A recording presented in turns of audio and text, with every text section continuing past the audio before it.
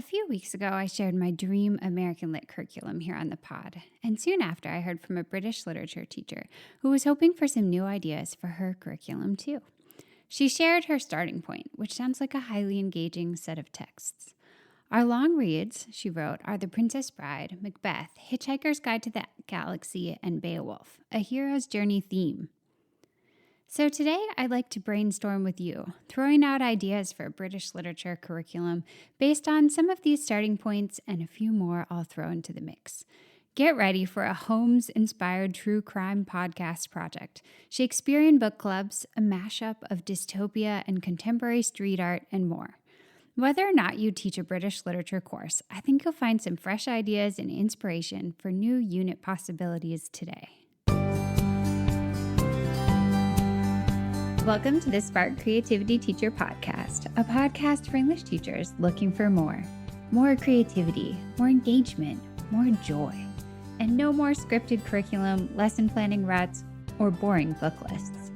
I'm Betsy Potash, and I'm honored you're trusting me to help. You're not alone on this creative journey anymore. So a quick note before we begin. I am going to throw out a bunch of ideas I'm excited about here, but they're not fully formed. So it would probably take me 10 or 15 hours to really lay out every detail of this curriculum that I'm talking about here. And what I want to offer instead of an absolute play-by-play is like the nut, the basic idea behind each unit. And you can go from there. You can make it your own, or you can do your own spin-off. So let's get started. I want to start today with The Princess Bride. My husband used to teach this book in one of his classes, but I never have. I have, however, seen the movie version a dozen or so times. I'm very familiar with the story. It's a wonderful adventure story, fantastic for setting up the hero's journey, that's for sure. And what I want to contribute here to a study of The Princess Bride is the idea of doing film storyboards for scenes in the book. I think a film storyboard can be such a fantastic way to help students translate a close reading of a little part of the text, a moment in the text, into another mode. How can they illuminate what they see about this crucial moment in the text on screen, right? How can they use framing, composition, perspective, the length of the shot, the types of sounds during the shot, the lighting of the shot, the way the characters are positioned? How can they reveal as much as possible through this sequence of shots that they're going to lay out in their storyboard? I think this is a very engaging frame for close reading because students love video, right? They love film. And likely, if you're studying The Princess Bride, you're going to culminate it with an exploration of at least part of the film. The film is so famous. It's so quotable. It's really like an epic in cultural history. And so why not just make that nod to the movie and do your own film storyboards and then compare the moments that your students translated into film with the way that this famous film approaches those same moments from the text. Now, for the teacher who wrote in, who's using the hero's journey theme, you might want to choose specific moments from the text that illustrate that hero's journey. So if you've talked about the Joseph Campbell frame for the hero's journey, you could choose one moment in the text for each sort of part of that cycle. You could have your students help you, and then students could choose which moment they want. And eventually, what I'm hoping is that you would get to kind of a gallery in class. Every student would showcase their film storyboard along with a creator statement that talked about how they were trying to translate that moment of the hero's journey as effectively as possible onto the big screen. And then you can go about the process of comparing what they've created with what the film of The Princess Bride creates. All right, next up, we've got Shakespeare. So Macbeth is a fantastic text. It's a great text already all on its own. But what I'm going to throw out is a little twist, all right? And it does depend a bit on your students' level and confidence. If they're feeling really overwhelmed by Shakespeare, this may not work. But for those who are maybe at AP level, IB level, or just very experienced, comfortable English students, I think it would be wonderful to try Shakespearean book clubs.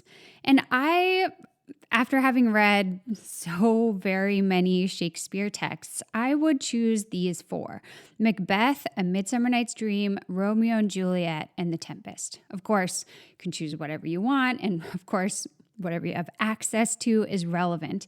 But in forming these book clubs, I would do a lot of activities together, and then I would do some activities apart. So I would be trying to take what's best about any Shakespeare unit, which is going to be looking at the context, looking at different ways it's being interpreted today out in the world, doing acting games, working on staging, and really bringing text to life.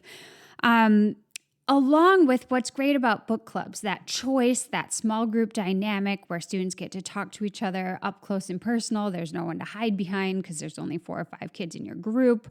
The wonderfulness of being able to take an acting scene and have every single person in the group participating. If you're doing an acting day, they're all standing up, they're all reading parts. You don't have 25 kids sitting around in the circle while 4 or 5 are reading.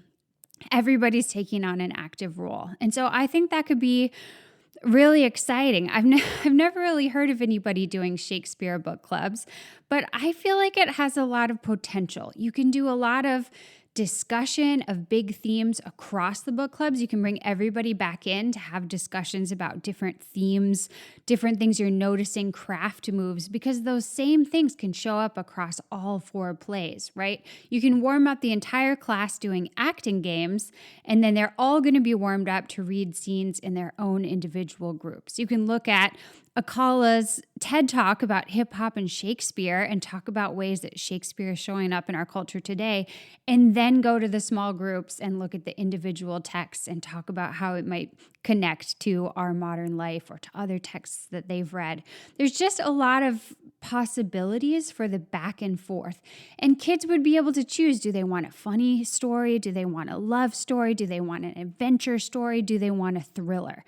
And I think that gives them some wonderful empowerment, right? They may or may not be that excited about reading Shakespeare, but they might be more excited about it if they get to choose the style of play that really appeals to them. Okay, next up, I want to pop in a text that wasn't in the original query for the podcast today, and that is Pride and Prejudice. I am a huge fan of Austen. I have extensively read and studied and written about Austen back in my college days and watched a whole lot of film versions of Pride and Prejudice, and I've taught Pride and Prejudice, and I just think that there's a lot there and a lot that can be interesting to expand upon. So I want to present it as an option. And if I was doing Pride and Prejudice today, I would really want to explore the theme of art and influence. I might even frame this unit as writing for change. And under that umbrella, kids would need to understand Austen's context and her feminism and the way her book is challenging norms in England. But I'd also want to extend it well beyond Austen's small corner of wealthy white British society, right? I might extend it by inviting students to choose a writer or a creator that they're interested in, who uses their voice to try to create change. Now, that could be another historical, canonical author. It could be a contemporary author, but it could also maybe be a filmmaker or an artist, a poet, all kinds of different things, a musician, somebody who's trying to create influence with their creation. And then students could sort of get into this question, how do you make change? How do you try to get an audience to think about things differently? And every student could be studying this in a different frame, right? They're all, maybe one person is watching a documentary and trying to understand how the documentary is influencing people. And another person is looking at a Brazilian street artist and looking at different examples of their art from across society and how people are reacting to it. Maybe somebody else is looking at a TikTok creator who is really serious about a social issue and trying to figure out how TikTok is functioning as a platform for social change. There would be lots of possibilities. And then by the end, students could all come back to the class and say, like, okay, Austen is doing this. These other 30 writers, poets, creators, filmmakers are doing this. what does it mean to use your art to try to create change? And how is that powerful? And I feel like that would really help students see part of the point of ELA, right? It's something that kids are always struggling with. Why do I have to do this? Why do I have to read this? Why do I have to write this? I think the frame of a unit, writing for change, can help people think about audience and purpose when it comes to literature, when it comes to their own writing. And I think that's really important. Okay, next I want to talk about performance poetry as a unit. If you listened a few episodes ago to our talk about my dream American Lit curriculum, then you know that I think performance poetry is really the key to unlocking student interest in poetry in general. So I would definitely want to devote some time in a British literature curriculum to contemporary and canonical British poetry within the sort of overall housing of performance poetry. There is an absolutely wonderful World Slam champion from Britain named Harry Baker, who I first learned about from Melissa Alter-Smith over at Teach Living Poets. I love Harry Baker's poem, Paper People, but in doing some research for this episode, I found more, as one would expect, more wonderful British performance poetry. And I would suggest, just as with an American Lit curriculum, that you build your British poetry unit around the idea that at the end, students are going to be presenting one of their own original works, either in a poetry slam, a poetry jam, maybe a poetry film festival. Somehow they're going to be putting their poem out in front of others. And that driving force is going to be enough to make studying poetic moves, craft moves, poetry terms, canonical poetry, contemporary poetry, all of that is going to become part of this arc that's leading students to be ready to showcase their poem. Now, I'm going to link up a couple of different British performance poems in the full show notes at nowsparkcreativity.com. There's Paper People, which is fantastic, but I also found with 6.5 million views, a poem called I Will Not Let an Exam Result Decide My Fate. Now, this poem is clearly resonating with a lot of people, I would think a lot of high school students, and so that would be one to consider. And then there's another one that I found, George the Poet's My City. And both of these two poems are video poems. So there's a spoken word voiceover, but then there's a lot of cutting around to different film shots, B-roll shots, as well as a little bit of talking head with the poet. And I think that could lead you, if you don't want to do a poetry slam, into a poetry film project where students are going to have written a poem, edited a poem, revised a poem, worked on their performance of a poem throughout your poetry unit, and then they can record it as a voiceover on top of which they're going to lay video clips, B-roll from around the school, from around the city, whatever kind of film clips they want. And they're going to knit it all together with their voiceover and create this 2 or 3 minute video poem, having looked at the mentor texts from British poets, and then share that back to the class in some kind of poetry film festival. And I think that could be really cool. I'm excited about it. Okay, speaking of things I'm excited about, I'm really excited about this next idea, but it is only half formed because, well, I'll get to the because in a minute. So here's an idea for a mini unit in your British Lit curriculum revolving around Sir Arthur Conan Doyle's Sherlock Holmes. These stories are so unique. They have really made their way into contemporary culture. I think they're a good hook for getting kids excited about exploring, creating tension and suspense in narrative writing. Plus, they tie in beautifully to the current obsession with true crime. And that is what I want to do with this unit, is tie these two together. Sherlock Holmes and true crime. Now, I'm a Holmes fan, but not a true crime fan because I scare really easily. And so in my free time, I never want to be listening to stories of horrible things that have happened. It's too overwhelming for me. But if you're a true crime fan and your students are a true crime fan, I think it would be so fun to look at some famous true crime podcasts as mentor texts and then have students write true crime podcasts about Sherlock Holmes stories, right? Pretend that they're actual events, have students script, how are they going to tell this story on a podcast, and how are they going to gradually reveal what really happens? I think this could be fascinating, sort of exploring the form and tropes of a contemporary audio genre that's incredibly popular with the form and tropes of Arthur Conan Doyle's mystery writing.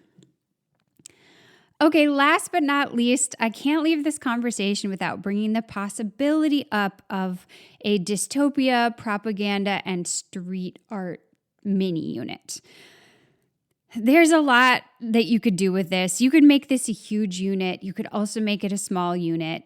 The core texts I want to bring up as possibilities are Orwell's writing, either 1984 or Animal Farm, though I lean toward 1984, at least excerpts from it. It does get long. It does get long, and I'm fine with reading long books. I'm fine with having students read long books. But 1984 drags a little bit in the middle, so maybe excerpts. And then the other text I want to bring up is Banksy's artwork. So Banksy, the incredibly famous, mysterious street artist in contemporary Britain, I think would be fascinating here. These two artists are trying to impact their audiences in very different but connected ways. And I think this unit could pick up on some of the trailing themes from the Austen unit about, writing as influence, creating as influence. Those themes are also going to come through the British performance poets. But maybe they're also going to bring up an additional question, which is, what's the difference between propaganda and art when it comes to influence? How do you know what's propaganda? How do you know what's art? What's somebody just trying to change your mind because, that's fair. People try to change each other's minds. And when are they kind of cheating, right?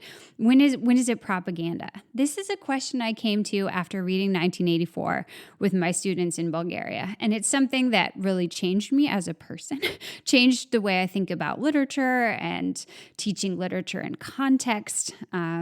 My kids in Bulgaria were living in a country with a very recent communist past, and many of them, I could tell on the first year I was teaching there, were absolutely horrified by the way Orwell was talking about communism. They felt like I was giving them a text that trashed their country's history, right? Like unfairly. This was just horrible. He was saying all these horrible things about communism, and there were things about communism that were great, and he wasn't talking about those at all. And this was just total fake propaganda from Orwell, and he didn't know what he was talking about. And that really threw me backwards because I had been reading Orwell all these terrible things happened, and I see why Orwell is writing this, and I can make the clear connections between history and literature here. Wow, great book, Orwell, right? And I had to step back and think about it really differently when I realized that they were thinking of it as propaganda. And so we started to have these great conversations and do research, and they talked to family members about their experiences with communism. And we just started to talk about sort of this spectrum, the spectrum of influence. When is it just trying to change somebody's mind? What elements have to come into it for it to become propaganda? When is it just extreme art? And I think you could look in a unit like this at Orwell and Banksy, the way that they use their art for influence, where they fall on the spectrum, what the spectrum even is.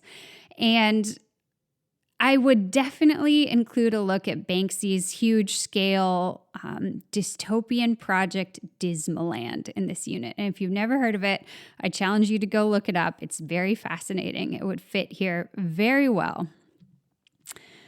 Okay, I feel like I could go on and on about this last unit. It's really be fascinating to me to flesh it out a little bit more, but we have kind of reached the end of this podcast, so maybe we'll revisit it sometime in the future. I hope you found some fresh ideas for your BritLit curriculum or for any curriculum that you might be creating, something that you can spin off or build on, or something that you want to use kind of as it is.